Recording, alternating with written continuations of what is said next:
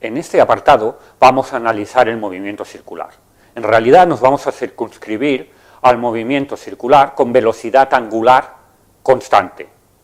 No vamos a analizar el caso en que la velocidad angular varía con el tiempo y por lo tanto hay una aceleración angular. Entonces podemos tener el movimiento de un objeto que gira respecto a su eje principal, y para visualizar bien el movimiento podemos poner, por ejemplo, una etiqueta de un color en una posición del objeto. Hace un movimiento con velocidad angular constante. Lo que podemos hacer es marcar una posición inicial de este objeto y analizar su movimiento.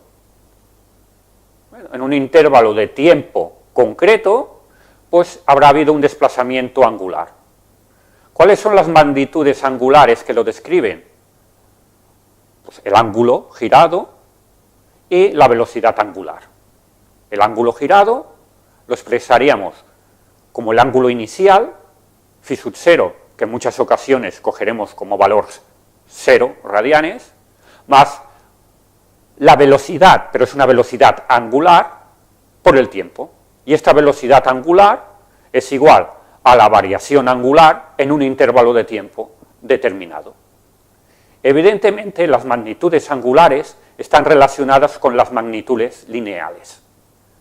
Si analizamos lo que sucede en la superficie del objeto, podemos decir que el punto que está sobre la superficie del objeto describe un arco. Este arco que expresamos con la letra S es igual al desplazamiento angular por el radio. Análogamente, en la superficie, el punto de la superficie tiene una velocidad lineal que es igual a la velocidad angular por el radio. Si describimos el movimiento, como en el fondo es un movimiento circular con una velocidad constante, un punto de la superficie, podemos decir que el arco que describe sería la posición inicial, es sub 0, que en muchas ocasiones cogeremos con un valor 0, más la velocidad por el tiempo. La velocidad lineal en un punto determinado. Lo que sí sabemos es que para que este movimiento, o para tener este movimiento circular, hay una aceleración normal que no varía el módulo de la velocidad, pero sí su dirección y sentido, haciendo o facilitando el movimiento circular. Esta aceleración normal, su valor es la velocidad lineal al cuadrado partido por el radio. Como estamos hablando de un movimiento con velocidad angular constante, es un movimiento periódico con el tiempo. Es decir, el tiempo que tarda en dar una vuelta o en girar una vuelta a este objeto no va variando, es siempre el mismo. Entonces lo podemos considerar como un movimiento periódico y podemos definir un periodo t. Este periodo t es el inverso de la frecuencia f. Y análogamente se puede definir una frecuencia angular, omega, que coincide con la velocidad angular. ¿De acuerdo? Y estas son las expresiones que nos permiten describir este movimiento periódico. Lo que vamos a hacer a continuación es analizar algún ejemplo. Por ejemplo, calcular la velocidad en radianes por segundo de una rueda que gira a 300 revoluciones por minuto, teniendo en cuenta que el diámetro de la rueda es de 90 centímetros. Entonces nos van a pedir la velocidad, pero es la velocidad lineal y en un punto de la periferia. ¿Por qué? Porque evidentemente la velocidad angular será constante, pero en el eje principal del objeto la velocidad sería 0. La velocidad es máxima, la lineal, dijéramos, en un punto de la periferia del objeto. Evidentemente, aquí lo que tenemos que hacer primero, o una de las cosas que hay que hacer primero, es un cambio de unidades, porque tenemos la velocidad de giro, la velocidad angular en revoluciones por minuto, y sabemos que si lo queremos expresar en unidades del sistema internacional, tenemos que utilizar radianes partidos por segundo. Entonces tenemos este movimiento, vemos cómo es la velocidad lineal de un punto de la superficie del objeto, no varía en módulo, pero sí en dirección y sentido durante el movimiento. 300 revoluciones por minuto.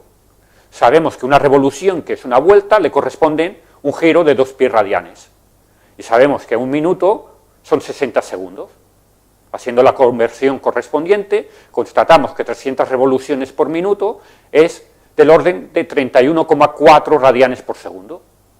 Como sabemos que la relación entre la velocidad lineal y la angular es que la velocidad lineal es igual a la angular por el radio, sustituimos este valor multiplicándolo por el radio. El enunciado del problema nos daba el diámetro, dividimos por 2, obtenemos el radio, que es de 45 centímetros o 0,45 metros, y a partir de aquí la velocidad, esto es 14,14 metros partido por segundo.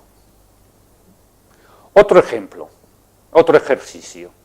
Tenemos un vehículo que tiene ruedas de 30 centímetros de radio y que giran uniformemente a una razón de 25 vueltas por segundo. Nos piden calcular la velocidad angular en radianes por segundo, la velocidad lineal en un punto de la periferia de la rueda y el ángulo girado por la rueda en 30 segundos, en un tiempo determinado, 30 segundos. Y fijaros que lo que nos piden también es el número de vueltas que da en este tiempo. ¿De acuerdo? Al final nos pide un número de vueltas. Vamos a plantear y resolver este problema. ¿De acuerdo? Tenemos la rueda que va girando. ¿Qué haremos? Las 25 revoluciones por minuto las pasaremos a radianes por segundo, como hemos hecho en el ejemplo anterior. Sabemos que la velocidad lineal en la periferia es la velocidad angular por el radio, porque respecto del eje de giro, la superficie de la rueda se encuentra a una distancia r. Obtenemos la velocidad lineal. El desplazamiento angular sería el ángulo inicial, porque lo definimos como 0, más la velocidad angular por el tiempo. Sabemos que el tiempo son 30 segundos. Pues entonces, el desplazamiento angular durante estos 30 segundos son de 78,6 radianes. Pero como el enunciado del problema lo que nos pide es el número de vueltas, es decir, de revoluciones, lo que tenemos que hacer es el cambio inverso al final. Y por lo tanto, sabiendo que 78,6 radianes, sabemos que una revolución son 2 pi radianes, la solución son 12 vueltas y media.